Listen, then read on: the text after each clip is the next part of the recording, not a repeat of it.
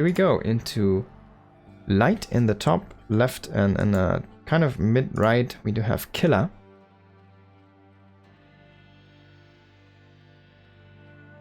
The Zerg player, if you don't know this guy. I'm pretty sure it is Killer, it should be Killer.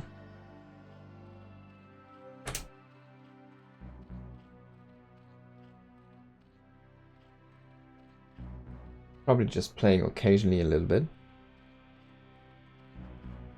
Maybe he's back to playing, I'm not sure. But he did win 2 SSLs.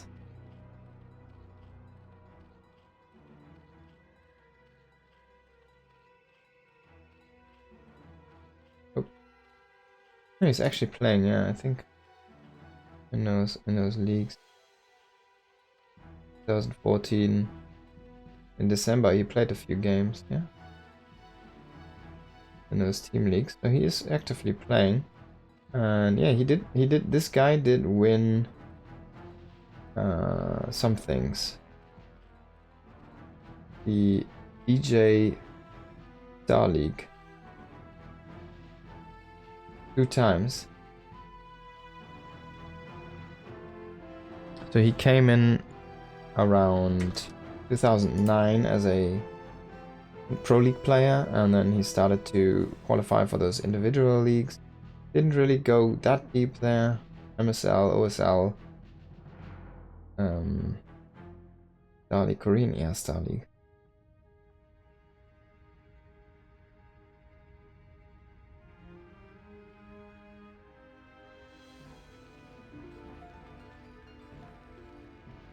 So he came in quite late. He was one of those lower tier pros. Let's actually check what his team, when he joined the team. So he was in Hwasong OZ from 2007 as a pro team or pro team player listed. But I don't think he did play actually that many games. He was like a B tier player basically for their team. Not even A tier. But he was there. And now he's quite a strong player apparently. Playing a lot. He's it says he's retired, but he's actually playing a lot. Since 2023 back, yeah? Playing those team leagues and yeah, actually winning a lot of those show matches. And those show matches, man, they collect a lot of money there. Wow. That's crazy, man. They have like 15k and something like that for the first prize. It's pretty decent.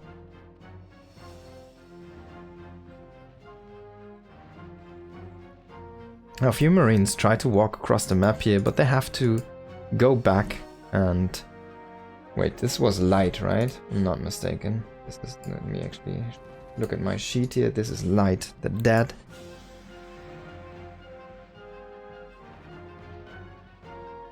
They're probably one of the best, if not the best Terran, which is lacking the best results. Like, he has some of the best results, but he should have way more. I think he has one ASL win, right? Maybe 2. I'm not exactly sure, but he should have way more than he has. And he's one of those pros, I think, who was there basically also during the Pro League days.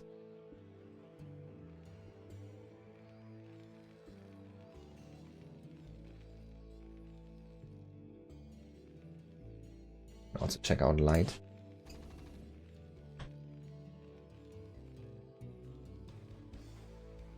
Yeah, he was already playing in 2006. And he started playing for NBC Hero, NBC Game Hero.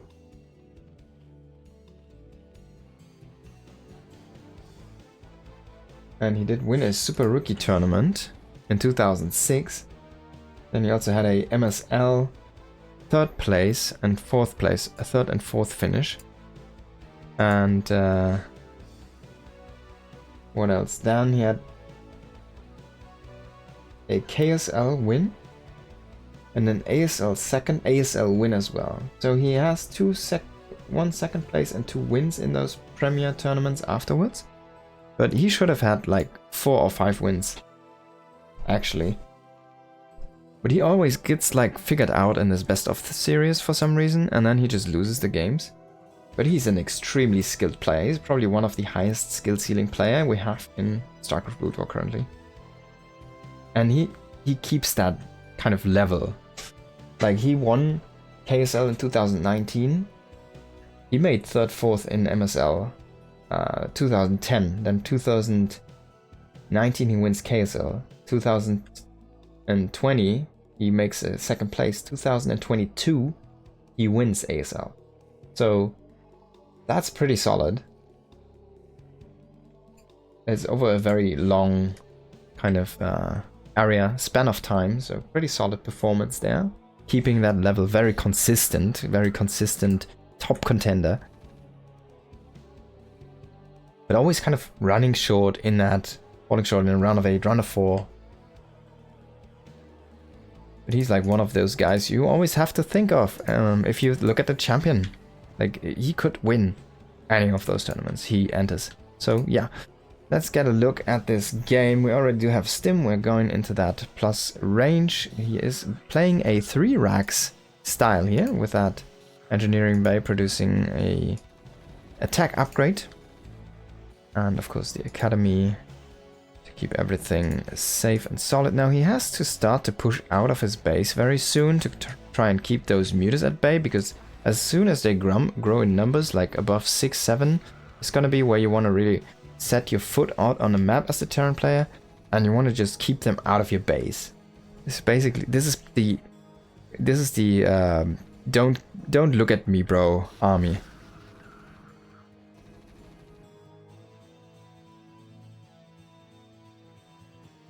Because I want a macro. Don't look at my army. Look at my army. Don't look at my base, bro. Now also this does force this kind of mini game where he wants to kill the mutas. The mutas wants to kill the army. Oh, that medic is a little bit exposed. That medic is a little bit exposed. Now he notices it, and yeah, he does lose another medic though. Medics are expensive.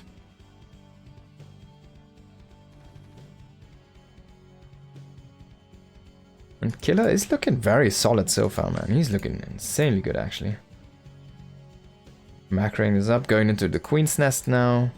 He has his full flock of mutas. He's very, very conservative.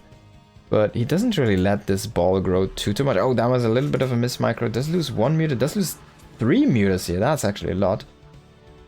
Finally does get some damage done as well there. But that was a little bit sloppy. Now double stopper follow-up coming up here. +1 is about to finish. And that's when those Marine muta fights are going to start to look a little bit different. Now the +1 on those mutas is not common. Oh, he actually made armor. Okay. That's an interesting approach here. So this armor will help him with his Scourge engagements later on. So I think this is a very smart play. He says he doesn't really want to play the muta game too long. As long as he needs to. Then he's gonna go into those Scourges to try and snipe vessels.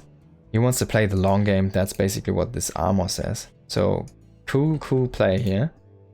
And yeah, of course, Scourge, I mean, they don't profit that much from a +1 attack because you still need 2 to one-shot or to kill a science vessel. So yeah, whatever, right? You have +1 attack, all cool, yeah, there you go. It doesn't do anything for them. +1 armor though. It's probably going to reduce 1 or 2 marine shots, so yeah. Now he's finally going to start to reduce this count. He has finally found an angle where he really likes to engage, it seems. He does get some really good control done. And this killed some of those guys. Queen's Nest did finish up. That hive is on the way. Even Chamber on the way to get that +1 carapace going on his ground units. And now he's gonna try to engage with some Ling muta, if it comes to that. Now he just keeps those Lings around if it comes to the situation where the needs arises and he needs to cover his mutas with Lings. Or maybe he can overwhelm this force. Maybe he can overwhelm this force if he just has a little bit of extra tankiness underneath. A double vessel is going to be produced here. No vessel out yet, if I see this correctly. We should have already irradiate done. And lurkers are on the way. Try and set up a burrow position here. Now is he gonna just hold position and lurker them? This is kind of close, but I like it. Even spreading them out very nicely. It's taking that time to actually locate them correctly. And the final mount on the way.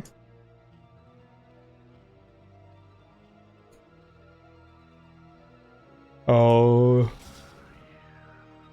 The vessels do see these lurkers, so unfortunately I should probably evacuate them actually. I don't like them just sitting here. I mean, this is a great flank. Look at this. This was the perfect engage here for our Terran player light. But in the end, a nice flank to at least demolish one of those kind of lines from the Terran army. But I think the trade was decent for our Terran. He did lose a vessel though. That's never what you want to do. I don't think that got an irradiate off as well. So nice snipe on that vessel. Now we do have that defiler. Is this thing ready? No. It's actually quite far away still. Does light have any transport ships? No, he's still making vessels. There's no drop ships. They cannot drop up into that low ground.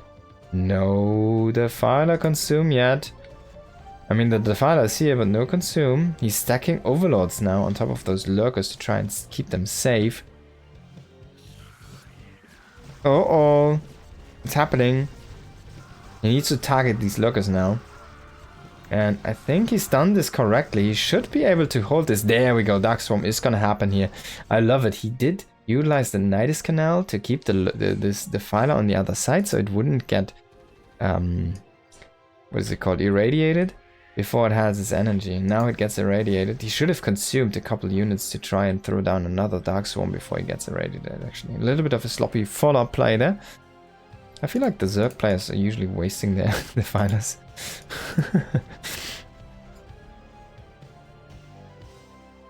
But I mean, you can consume, so as long as you get one out, you can already instantly utilize that again. This is a weird turret, I guess, blocking some of his production.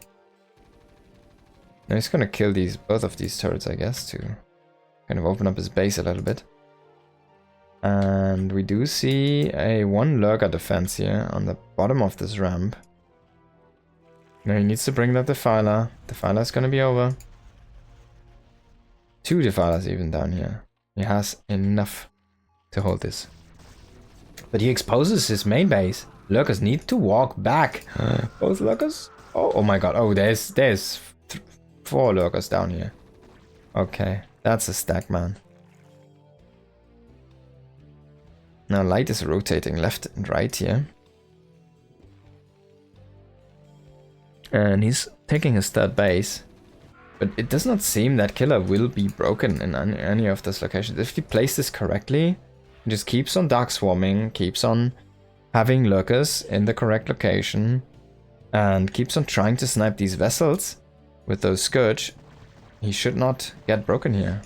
This factory needs to go back.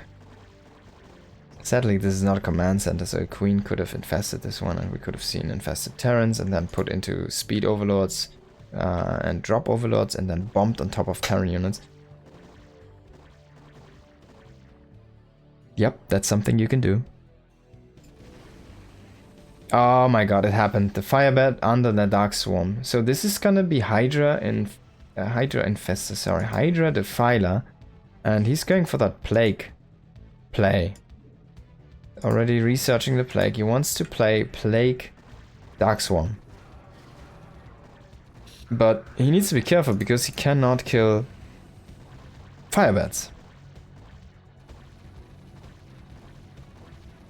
Now this is interesting that he's just utilizing Hydras for now, but I feel like I've seen him, or like Killer, play a lot of Hydra styles anyways. It's something that he used to do, if my memory serves correctly, back in the day already.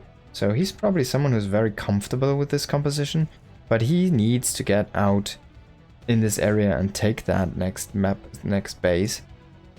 And we need to see these infestors, defilers, start to get some plagues down. Now light is already kind of spreading his science vessels, which is very smart. We do see that plague. There's one more plague soon here on that defiler. He's probably gonna utilize the Dark Swarm. He's gonna use nothing. There we go. He's gonna throw down Dark Swarm. Light needs to evacuate these units. He cannot just stand there and take shots.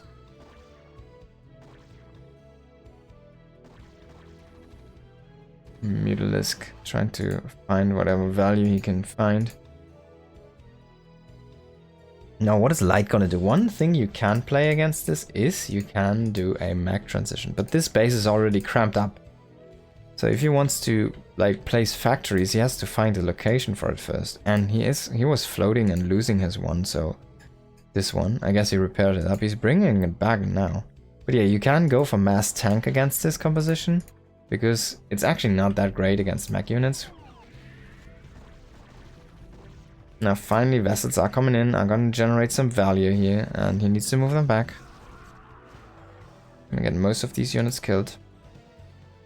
But there's a full energy infester. Can hold the line. A drop in the main base at the same time here.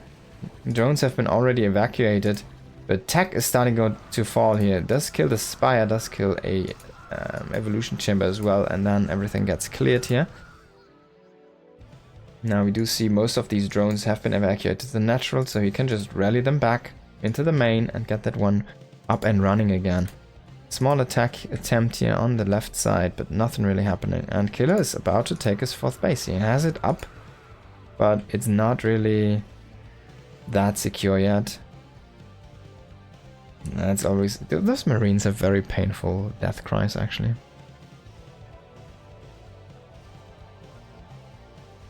Now another drop here coming in the main base, but nothing there to kill, actually, because the drones haven't really been rallied back yet. I guess they ran fast enough. There they are. And that's some very red units.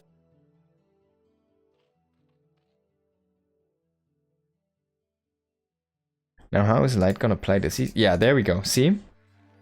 He's starting to produce tanks. He's making those factories. I hope he already has that siege mode and doesn't forget about it. But yeah, he's gonna start to produce more and more tanks. He's gonna probably play tank bio, would be my guess. I hope he's gonna get upgrades for his firepower at least, because you don't really need to have armor upgrades in this situation. But that damage upgrade is gonna be very, very crucial. Now he's gonna dematrix a lot of his fire bats, and they're gonna hit that stim, and they're gonna hit run, and they want to break this position, man. The fire bats want to be invulnerable. A few do last extremely long there. No Dark Swarm, no energy for Dark Swarm. He needs to consume like a drone or something. Now he does have another backup in the Fala here with a Dark Swarm. Does lay that one down, gets this position hold. Most of this bio here, there was a lot of bio actually that was used up for this push, did not break this position. So the base is still up and running. That's all he needs. This gas. That's all he needs. Now we do see the engineering bay floating, of course, because he has all of his upgrades that he wanted. He does have a bunch of those vessels already. And we do see a armory and extra barracks. Okay. Light is going... He has 3 factories. And he's gonna have, like, what? 1, 2, 3, 4, 5, 6, 7, 8, 9 barracks. So... He's gonna... Oh my god. We missed a big drop here. I'm so lazy on the right side. I'm so sorry, guys. Big drop here in the main base. Can he kill some tech? The file amount is gonna go down. Spawning pool is gonna go down. Oh my god. He might just be able to break Killer here with this drop just before we see that big transition into those tanks. Only Hydras. No support. No Dark Swarm. No Plague here for those guys. GG is gonna be called. And Killer did just lose before the big transition did come in. But he played a very good game until that point, and then he fell apart to one more. Too many drops there into that main base. I'm so sorry that I didn't catch that one. I'm so sorry. That was actually my bad, yeah. I was so hyped up for that transition that I called correctly, and then he drops again and kills him with a drop.